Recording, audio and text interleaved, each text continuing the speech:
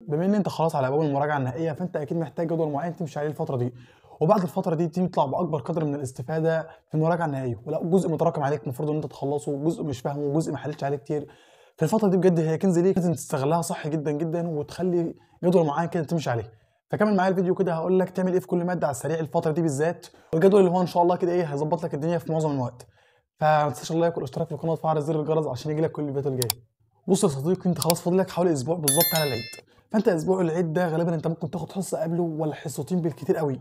هتاخد الحصتين دول وعلى الاقل هيدوك اجازه. الاجازه دي مثلا هتبقى قبل العيد بيومين ولا حاجه، وبعد العيد بثلاث اربع ايام. هنقول يومين برضه، هنفرض انت في الاخر هتطلع لك بمحصله 5 ايام او اسبوع. الاسبوع الاجازه ده انت المفروض انت تستغله صح جدا جدا.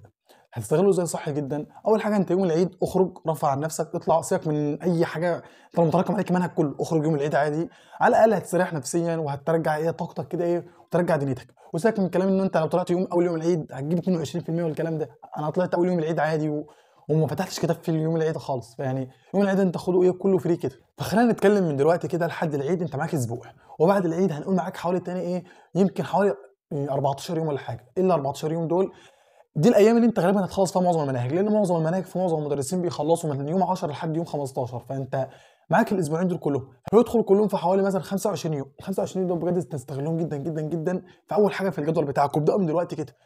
ال 25 يوم دول بدايه الجدول ان انت تراجع على كل المواد اللي فاتت. فزي ما قلت لك بدايه الجدول اللي انت تبدا فيه لازم ان هي تكون المراجعه على اللي فات، لان انت لسه ما خلصتش المنهج. فانت لازم تكون مركز جدا جدا في ال 20 يوم دول في الحاجات اللي انت تخلص فيها المنهج، ولو مهمل في حاجه حاول تجيبها. طيب دلوقتي انت عاوز تراجع المنهج علشان بعد ما تخلص كده تدخل على طول في مثلا في حل الشوامل، او على الاقل ايه تاخد فتره صغيره في المراجعه على القديم وتدخل بعدها في الحل على الشوامل. فانت الفتره دي استغلها جدا جدا جدا في المراجعه على القديم. المراجعه على القديم دي هتيجي بان انت كل يوم تراجع كده جزء معين. انت دلوقتي يا عم مثلا في الدي ان اي والار ان اي في الاحياء، قبل ما تبدا الدي ان ايه كده تعال بص بصه سريعه على التكاثر، يعني نص ساعه بالكتير، ساعه يا عم لو انت حاول فضيت وقتك. وهكذا قيس، هتلاقي نفسك والله انت لو مشيت على قليل من دائم خير من كثير منقطع كده الفتره دي، هتلاقي نفسك عملت انجاز كبير جدا انت ما كنتش متخيله اصلا. تاني حاجه راجع بالاولويه. يعني ايه راجع بالاولويه؟ يعني حاجه معينه انت لسه مراجعها مثلا من اسبوع من اسبوعين، فالحاجه دي انت الى حد ما لسه فاكرها، ولكن في باب معين انت سايبه بقالك شهور ما راجعتوش. فالاولى دلوقتي انت تراجع الحاجه اللي انت ناسيها من زمان.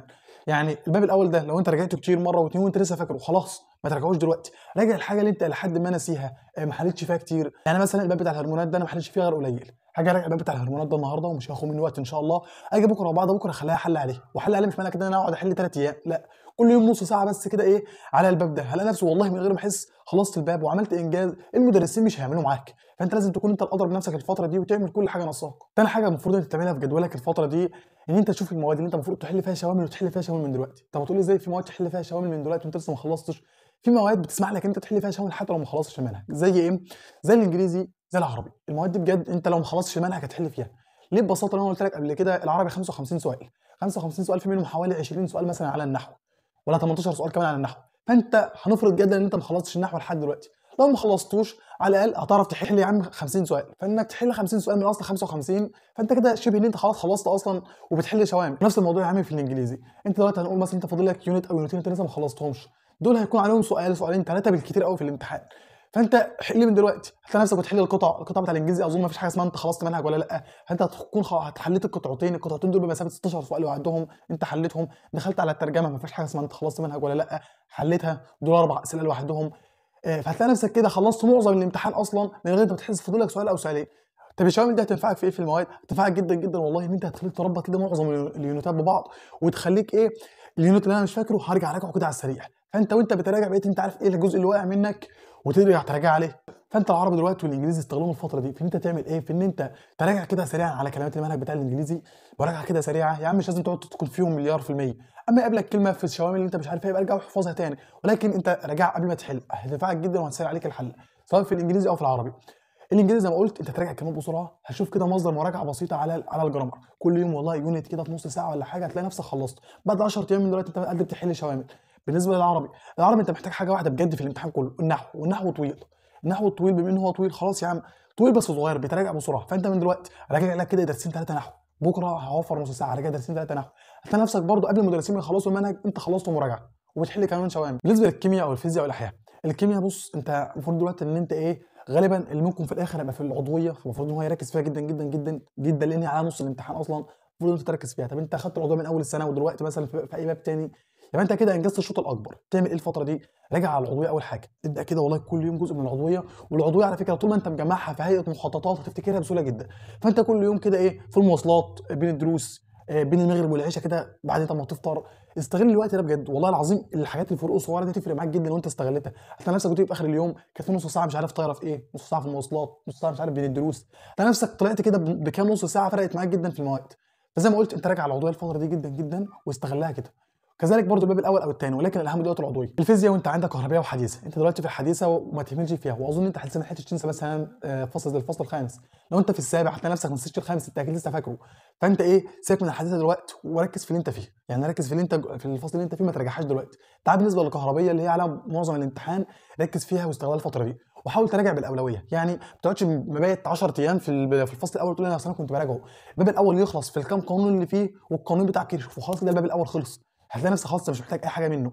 يجي الباب الثاني، لا طبعا في حاجات شويه اهمهم الباب الثالث. الباب الثالث ده انت المفروض تركز فيه جدا جدا.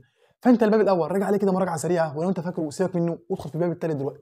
انت بتحاول دلوقتي تستغل الفتره دي في انك تراجع الاولويات وتنجز اكبر قدر يخليك تعرف تحل شوامل، حتى لو مش هتعرف تحلها بكفاءه 100%، ولكن على الاقل هيكون المدرسين لسه بيراجعوا وانت تعرف تحل شوامل. الى احياء وانت كده دلوقتي في الدي ان اي والار ان اي، فانت ركز فيهم لان عليهم درجات مش قليله ودرجاتهم كتير واسئلتهم يعني مش بتيجي ايه زي ما انت فاكر اسئله سهله قوي كده. اسئلتهم كويسه ولكن انت محتاج ان انت تكون مذاكرها كويس جدا. طب وانت بتراجع الفتره دي لو هتراجع جنبها اكيد مش هتراجع الفصل اللي انت فيه، راجع حاجه زي التكاثر. التكاثر دي بالظبط عليها بتاعت ليله الامتحان. فانت المفروض انت تراجع التكاثر. طب الدعم والحركه هترجعهم، ولكن زي ما بقول لك احنا من الفتره دي بنستغلها في اللي انت بتراجع بالاولويه. والله الفتره دي طب انا خلصت التكاثر وما لحقتش اراجع على الدعم والحركه، عادي يعني انت ضمنت الدرجه الاكبر. فانا عشان كده بقول لك امشي بالاولويه الفتره دي. راجع التكاثر كده كل يوم درس ولا حاجه درسين، هتلاقي نفسك فاكرهم جدا وحلهم. ولو عرفت تحل عليهم يبقى 100 100. وبس اعمل تحدي مع نفسك كده والله شهر كده بجد، واكتب كده مثلا عندك في اي ورقه اكتب الشهر ده 1 2 3 كده لحد 30. اعتبر ال 30 يوم دول نقطه تحول يا عم معاك، ان انت الشهر ده والله انا هستغله كويس جدا. المدرسين هيكونوا لسه بيخلصوا في مناهج، خلصوا المناهج، طب لسه بنبدا مراجعه، هنشوف نبدا ايه. هينفعك في ان انت تكون بتراجع مع نفسك وبتراجع مع المدرسين. هتلاقي نفسك طول ما انت ماشي بدماغك وماشي، يعني طول ما انت ماشي وبتعمل حاجه غير المدرسين بيعملوها هتعرف ان انت كده صح، وهيفرق معاك جدا والله في المراجعه. بس اتمنى تطبقوا الحاجات دي ان شاء الله، هتفرق معاك جدا والله وانت بتراجع، وهتلاقي المدرسين بيراجعوا وانت ايه ظبط الدنيا معاهم. بس اشوفكم في فيديو جديد، ما تنساش اللايك والاشتراك والقناه وتفعل زر الجرس عشان يجيلكم كل الفيديوهات الجايه. سلام.